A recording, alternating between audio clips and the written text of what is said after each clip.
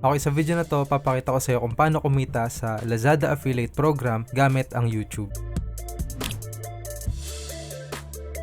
Okay, dito sa strategy na to, gagamitin natin ang Lazada Affiliate Program kasabay ng YouTube. Ang ibig sabihin, doon ka magmamarket sa YouTube. Imbis na doon ka sa Facebook page mag-post ng mga affiliate links mo, dito tayo sa YouTube magpo-promote ng mga affiliate links. So kapag ginamit mo tong strategy na to sa YouTube, kahit wala ka pang monetization dun sa YouTube, kikita ka na dun sa Lazada Affiliate. Kasi magkahiwalay naman yun eh. Iba yung Lazada Affiliate ka ng Lazada, ipopromote mo lang siya sa YouTube. Okay, papakita ko sa inyo. May mga nakita akong channel dito sa YouTube na gumagamit ng ganitong strategy. Nakita ko tong channel na to, Shop Lazada PH. So ang ginagawa niya, nagre-review siya ng mga items galing dun sa Lazada. So yan, binibidyohan niya yung items, nire-review niya. Tapos ang ginagawa niya, nilalagay niya dito sa description yung mga Lazada affiliate links. SanDisk, lahat ng nireview niya dito sa video niya, nilalagay niya dito sa baba yung mga Lazada link. So kapag kinlik niya ng mga tao at napunta dun sa Lazada page, may posibilidad na bumili sila dito gamit yung Lazada affiliate link niya. Kapag pumasok sila dito sa link na to, nag-click through sila dito, tapos bumili sila ng item at nag-checkout, may percentage nung item na yon ay mapupunta dito sa creator nitong video na to.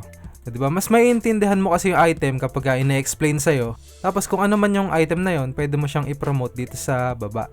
Meron pa ako isang nakitang katulad na channel. Ang ginagawa niya, kumukuha lang siya ng ibang mga video galing dun sa iba't ibang mga channel na nakita niya, dina-download niya. Parang ginagawa niyang top 10 items, tapos ginagawa niyang review. So, yung title niya, 10 cool items under 1,500 peso Lazada Philippines. Itong ATG. Kung makita niyo, meron din siyang Lazada affiliate links. May mga affiliate links din siya sa description. So, ganun din yung strategy na ginagawa niya. Nagre-review rin siya ng mga items galing dun sa Lazada. Tapos, nilalagay niya rin yung links din sa description. Explain ko na sa inyo kung ano yung strategy natin at kung ano yung mga minimum possible earning na pwede nating kitain dito sa YouTube. Saka ipapakita ko na rin sa inyo yung math nitong affiliate marketing at yung overall strategy dito sa YouTube. Okay, halimbawa nakapag-create ka ng isang channel sa YouTube. Ang gagawin mo lang, gagawa ka ng 50 review videos. Paano gagana to? Mag-create ka ng isang channel na dedicated lang sa Lazada.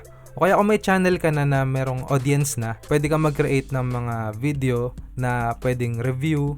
Pwede rin kung ano yung ginagamit mong camera, pwedeng kung ano yung ginagamit mong microphone.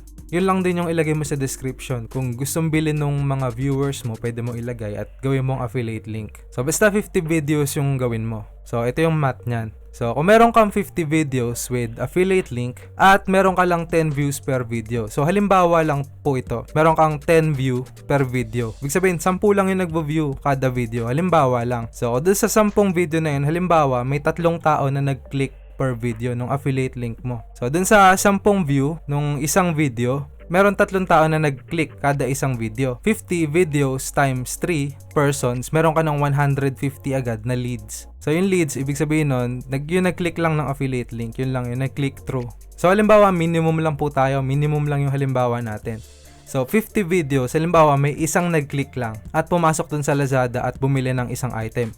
So halimbawa, yung item na binili niya ay nagwo-worth ng 15 pesos. May 50 na tao na bumili sa Lazada, halimbawa, lahat ng binili nila ay 15 pesos halimbawa. Nagba-vary po yan, hindi po yan 15 pesos lang. Pwedeng 10 pesos, pwedeng 20 pesos, pwedeng 100 pesos commission mo. So halimbawa lang po dito, 15 pesos po yung commission mo. So uniform sila. Halimbawa, 15 person nag-click dun sa 50 na links. Agad-agad 50 times 15 agad yon. So 50 times 15, 750 pesos. So yun na yung overall commission mo, 750 pesos. Dun sa 5 video, dun sa 50 videos natin. 50 videos na merong 10 views.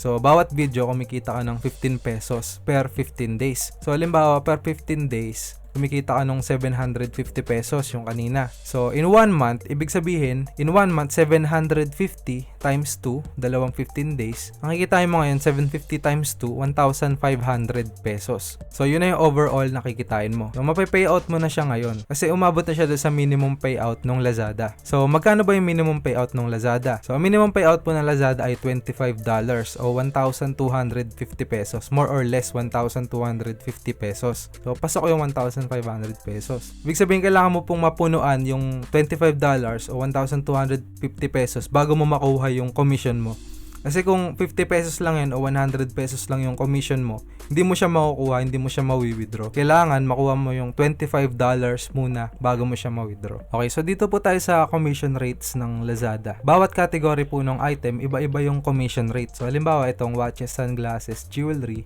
meron siyang 7.5%. Tapos may yung fashion, meron siyang 7.5%. Yung bedding and bath, merong 6%. So ito yung mga percentage na pwede mong kitain sa affiliate commission. So example natin ngayon yung computers and laptops. So yung computers and laptops, meron siyang 4% commission rate sa web at 5% commission rate sa app, sa app ng Lazada. Pag dun sila nagbumili. Pag sa browser, meron siyang 4%. Pag sa app, mayroong 5%. So, titignan natin yung possible earning natin dito. So, halimbawa, nag-click through yung isang buyer. Na-promote mo siya, tapos nag-click through siya. Pumunta siya dito sa Lazada at bumili siya ng isang laptop. Halimbawa, binili niya tong Lenovo IdeaPad worth 15,995 pesos. So, compute natin kung magkano may commission natin dito. So, halimbawa, 15,995 times 4%. Ang magiging commission mo dyan, 639 pesos. So, dito pa lang, kapag bumili siya ng laptop, meron ka na agad 639 pesos. Okay, malinis na po yan. Malinis na yan. Yan na yung commission mo talaga. Kung makita mo, hindi lang 15 pesos ang pwede mong commission dito. Pwede ring mas malaki. Depende dun sa kung gaano kamahal yung item. So, isang high-ticket item na tong mga laptop. So, halimbawa, bumili naman siya ng monitor, gaya na to. So, halimbawa, 5% yung rate natin. 4,900, 245 yung commission natin. So, nag-iiba-iba yan. Okay, dito sa Lazada Affiliate, meron tayong tinatawag na cookies. Ito po yung parang memorya ng Lazada Affiliate. Natatandaan niya yung browsing pattern mo, yung buying patterns mo. So, halimbawa, nag-click through yung isang tao dun sa affiliate link mo. Makukuha niya yung cookies nun o yung buying pattern nun. So, makikita natin dito na ang cookie ng Lazada ay naglalast ng 30 days sa web campaigns o sa website dito. At sa mobile app campaigns, natatrack naman siya within 7 days. Isang click-through lang yon. Pag nag-click sila doon sa link mo, automatic na yon. Bibilang ka na ng 30 days bago mawala yun sa kanila. So habang bumibili sila within 30 days, nakukuha mo lahat ng commission ng mga binibili nilang items. Okay, yung strategy natin, gumawa ka muna ng isang YouTube channel na may 50 review videos o may 50 na video. Basta yun yung minimum. Okay, hanggang dyan muna. Yan yung strategy natin. Kung nakatulong sa inyo tong video na to, like naman at mag-subscribe ka kung gusto mo pa ng mga ganitong content. Okay, salamat sa panonood.